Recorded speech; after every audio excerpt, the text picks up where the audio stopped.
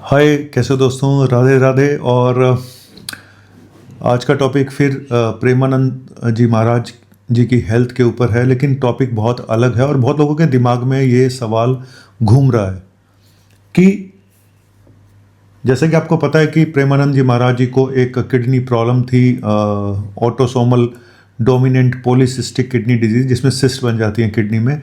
और ये माँ बाप से ही बच्चों में ये बीमारी आती है और पिछले 18 सालों से वो डायलिसिस में हैं।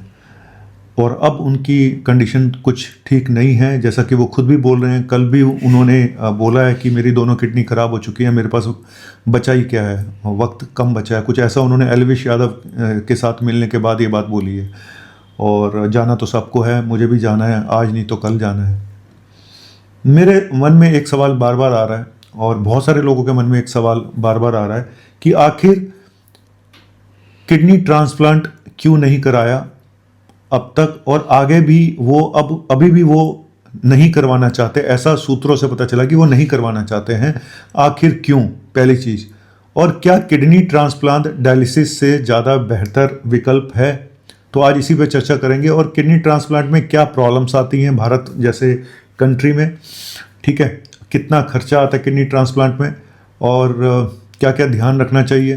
देखो पहले आपको बता दूं कि पहले तो मैं ये बता दूं कि भारतवर्ष में जो किडनी ट्रांसप्लांट है उसमें सबसे बड़ी प्रॉब्लम क्या है मालूम है? कि सिर्फ रिलेटिव ही, घर का मेंबर ही दे सकता है। ये सबसे बड़ी प्रॉब्लम है। कई बार क्या होता है कि अब आपकी मैचिंग ही नहीं हो रही घर वाले की, है ना, HLA मैचिंग नहीं हो रही है, जो भी आपस में मैच करते हैं ब्लड टेस्ट के द्वारा मैचिंग नहीं हो रही, तो उसको एक्सचेंज कर लेते हैं कि चलिए आप देना चाहते हैं और आपका मैच नहीं कर रहा तो आप किसी दूसरे पेशेंट को दे दो और उसका अटेंडेंट आपको दे दे। तो ये इस तरह से एक्सचेंज भी हो जाता है। तो ये एक रास्ता निकाला गया। लेकिन जो भारत का जो लॉ है, कानून है, वो यही कहता है कि आपका सिर्फ रिश्तेदार ही आपको, जो क्लोज रिलेटिव है, सिर्फ वही आपको दे सकता है और कोई नहीं दे सकता, जिससे कि ऑर्गन ट्रेड का धंधा शुरू ना हो जाए। लेकिन बहुत सारे, करीब करीब 1 करोड़ लोग होंगे जो किडनी डिजीज़ के पेशेंट है हमारे भारतवर्ष में, कम से कम 1 करोड़ के आसपास हैं। और जो ट्रांसप्लांट हुए 2023 में सिर्फ 13,642 ट्रांसप्लांट हुए, सिर्फ 13,642। आप सोचिए कितनी लंबी वेटिंग लिस्ट है। अगर आप सरकारी हॉस्पिटल में जाएं और अपना नाम लिखवा दें कि भाई हमें ट्रांसप्लांट कराना है, तो कम से कम 4-5 साल की वेटिंग है या उससे भी ज़्यादा की वेटिंग है। तब तक पेशेंट भी चला जाता है, डायलिसिस पे है, ये है, वो है, 100 प्रॉब्लम है। लेकिन ये वेटिंग लिस्ट का माजरा क्या है? देखो, ट्रांसप्लांट 2 तरह का होता है, लिविंग एंड डिकीज। मतलब एक जो जिंदा आदमी है वो अपनी किडनी दे दे, ठीक है, या फिर कोई इंसान डेथ के बाद अपनी किडनी डोनेट कर दे, तो वो। तो जो डेथ के बाद डिकीज पर्सन से किडनी आती है तो उसमें बहुत लंबा वेटिंग है। अगर आप किसी भी हॉस्पिटल में जहाँ ट्रांसप्लांट होता है वहाँ अपना नाम लिखवा दें जी, कोई भी अगर किडनी आती है तो हमें दे दें, तो बहुत लंबा प्रोसीजर है और कई सालों लगते हैं उसके अंदर।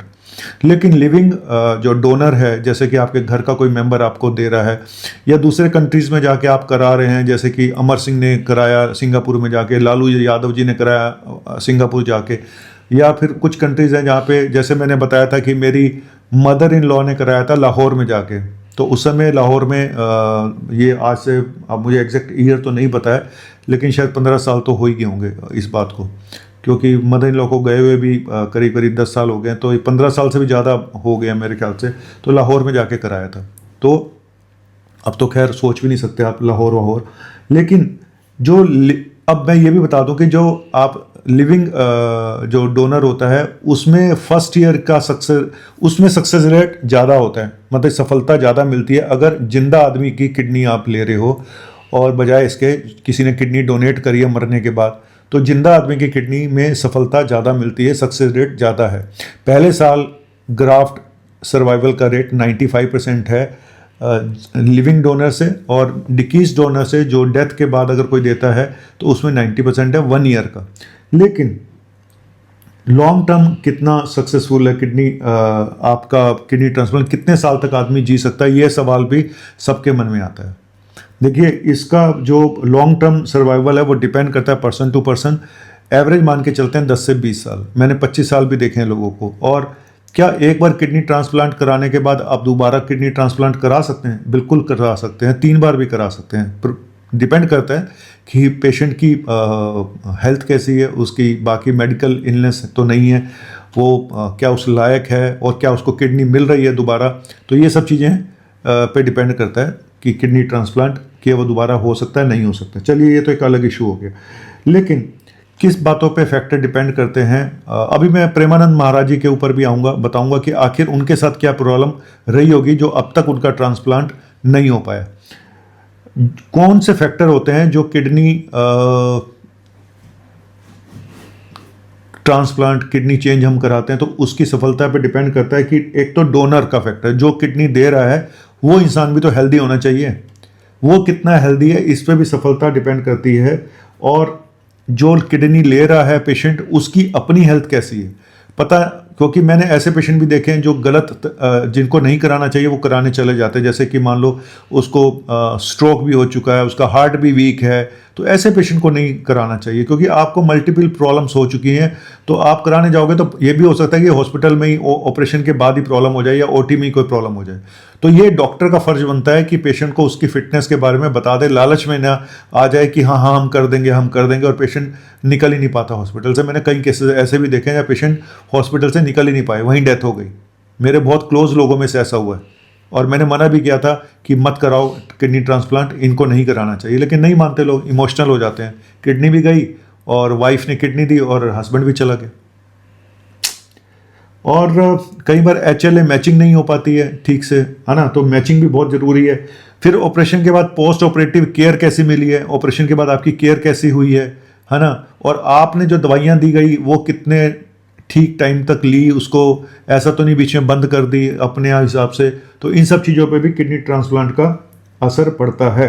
और एक चीज़ और मैं बता दूं, कुछ लोग बहुत सालों तक डायलिसिस पे रहते हैं, उसके बाद ट्रांसप्लांट कराते हैं, लेकिन कुछ लोग ट्रांसप्लांट शुरू में ही करा लेते हैं कि किडनी डायलिसिस शुरू करने से पहले ही वो ट्रांसप्लांट करा लेते हैं। उनको मतलब पता चल गया और उनको कोई अभी क्रेटिनिन 7-8 हो गया लेकिन ज़्यादा कोई प्रॉब्लम नहीं है, तो वो डॉक्टर भी यही एडवाइस करते हैं कि आप सीधा किडनी ट्रांसप्लांट करा लो, क्योंकि डायलिसिस के बाद किडनी ट्रांसप्लांट कराने में सक्सेस कम है। अगर आप डायरेक्ट ट्रांसप्लांट कराते हैं डायलिसिस से पहले तो सक्सेस रेट ज़्यादा है, ये भी मैं आपको बता देता हूँ, ठीक है। और इस समय जो खर्चा करीब अब ये सब इस पर डिपेंड करता है कि ट्रांसप्लांट आप प्राइवेट में करा रहे हैं, सरकारी में करा रहे हैं। और इलीगल ट्रांसप्लांट का तो मैं कोई वो है ही नहीं। इलीगल मतलब कि चुपके से आप करा रहे हैं क्योंकि आपको कोई देने वाला नहीं है, तो आपने सेटिंग कर ली, कहीं जाके पता कर लिया, क्योंकि किडनी का रैकेट चलता रहता है। तो आपने कलकत्ता में करा लिया जी, हमने वहाँ जाके करा लिया, तो उसका तो कोई रेट ही नहीं है। वो 25, 30, 35, 40 जो मांग ले, सब उसके अंदर खाने पीने वाले सब लोग हैं, है ना। तो लेकिन अब मैं आता हूँ इनके ऊपर, प्रेमानंद जी महाराज जी के ऊपर। प्रेमानंद जी महाराज जी खुद भी किडनी ट्रांसप्लांट कराने के फेवर में नहीं है। अब क्यों नहीं है, इसमें 3-4 बातें हो सकती हैं। एक तो ये जी, उनकी फिटनेस नहीं है, वो फिट नहीं है ट्रांसप्लांट के लिए, या तो डॉक्टर्स ने उनको बताया कि आपकी फिटनेस में प्रॉब्लम है, कुछ और प्रॉब्लम भी ना हो। तो एक तो ये इशू हो सकता है। दूसरा एक इशू जो मुझे लगता है कि ये भी हो सकता है कि भारत में जो रूल है कि किडनी ट्रांसप्लांट सिर्फ आपका कोई रिश्तेदार ही दे सकता है, आपकी बीबी, आपके बच्चे, आपका फादर, ये लोग दे सकते हैं। तो अब देने वाले तो बहुत लोग कह रहे हैं, राज कुंद्रा ने बोला मेरी किडनी ले लो, उनके कुछ भक्त लोगों ने बोला हमारी किडनी ले लो, कुछ संतों ने बोला हमारी किडनी ले लो। लेकिन ये कैसे पॉसिबल है? ये एक कानून है, उस कानून के तहत देखा जाए तो ये इलीगल है। लेकिन क्योंकि मुझे ऐसा, हालांकि एक इतने बड़े संत के लिए कुछ भी मुश्किल नहीं है, अगर वो चाहें तो चुटकियों में उनकी किडनी चेंज हो सकती है। बड़े सारे ऐसे वेज होते हैं जहाँ पे इनका किडनी ट्रांसप्लांट हो सकता है। और ठीक है, तो मुझे ऐसा लगता है कि शायद वो नहीं चाहते होंगे कि मैं कुछ इस तरह से कोई जुगाड़ करके मैं अपनी किडनी चेंज कराऊं, क्योंकि बहुत रूल्स को फॉलो करने वाले संत हैं वो, क्योंकि एक सच्चे संत हैं, मुझे ऐसा लगता है वो नहीं चाहते होंगे। तीसरा ये भी हो सकता है कि कई बार जैसे मैंने बताया कि वो चाहते ही नहीं है ना। एक तो ये कि उनकी फिटनेस नहीं है, दूसरा वो चाहते नहीं कि मैं कोई इस तरह से कोई जुगाड़ करके किडनी ट्रांसप्लांट कराऊं। तीसरा ये हो सकता है कि वो चाहते ही नहीं है, बस वो एक जो उनकी कहते हैं कि वो, उनका ये कहना है कि जब डायलिसिस के सारे, मेरा अगर किडनी काम करनी होगी तो ये करेगी, नहीं तो नई किडनी भी कोई ज़रूरी नहीं है वो मेरा साथ दे। तो वो उन्होंने सब ऊपर वाले के ऊपर छोड़ दिया कि भाई जो भी होगा देखा जाएगा। इतने साल मुझे